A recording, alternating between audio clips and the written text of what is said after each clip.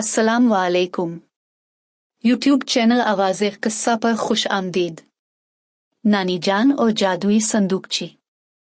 महल्ले के तमाम बच्चे उन्हें नानी कहा करते थे। उनका इस दुनिया में कोई न था, इसलिए नानी महल्ले के तमाम बच्चों से बड़ा लगाव रखती थी।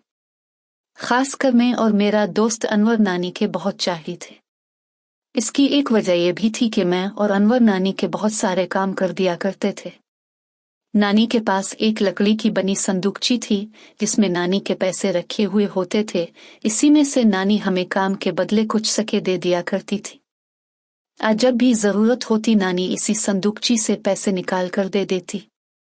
हम अक्सर सोचते कि नानी के पास पैसे कहाँ से आते हैं, जबकि नानी के पास आमदनी का कोई जरिया भी नहीं है। कभी कभी हम नानी से पूछ लेते हैं, नानी आपकी संदूकची में पैसे कहाँ से आते हैं? नानी शरारती अंदाज में हंसते हुए कहती, ये जादुई संदूकची है, इसमें जादू से पैसे आते हैं। हम हैरत से संदूकची को देखते और चुप हो जाते। वक्त गुजरता गया, अब हम लोग भी काफी बड़े हो चुके थे और हमारे सामने जादुई संदूकची का राज भी खुल चुका था। अब हम जान चुके थे कि नानी को हर माह सरकारी पेंशन मिलती है, क्योंकि उनके मरहूम शौहर सरकारी मुलाजिम थे।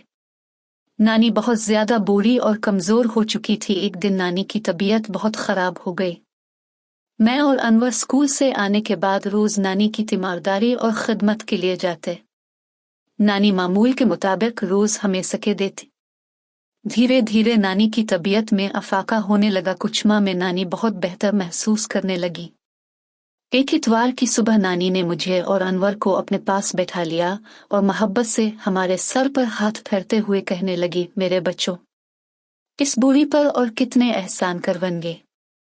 उनकी आंखों से आंसुओं का जवार फूट पड़ा। मैं तुम्हारे एहसान का बदल कैसे चुका पाऊंगी।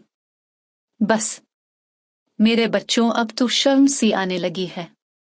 हम दोनों दोस्त हैरत से नानी की तरफ देखकर ढीठई से बोले, अरे नानी, एहसान कैसा और कैसी शर्म, हम कौन सा मुफ्त में करते हैं, अब बदले में मुआवजा दे तो देती है, बस इसी के लालच में करते हैं। अरे बेटा, मजबूरिया को समझाने की कोशिश कर रहे हो, मैं सारी सच्चाई जान चुकी हूँ। मैं करीब 2-3 माह से बीमार हूँ, पेंशन लेने नहीं जा सकी, फिर मेरी दवाई, फल और खाने पीने के खर्च के पैसे कहाँ से आ रहे हैं, हमें क्या पता।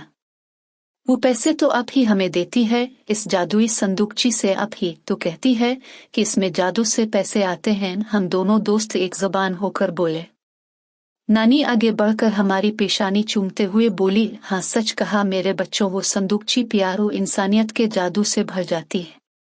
मैंने तुम्हें चुपके से इस संदूकची में पैसे डालते हुए देख लिया है। मैं जो सके तुम्हें देती थी, इसके साथ तुम अपना जेब खर्च भी संदूकची में डाल दिया करते हो और अपने वालिदैन से भी लाकर कुछ पैसे इसी संदूकची की नजर कर देते हो। मेरे बच्चों, सच में तुम लोगों ने इसे जादुई संदूकची बना दिया है।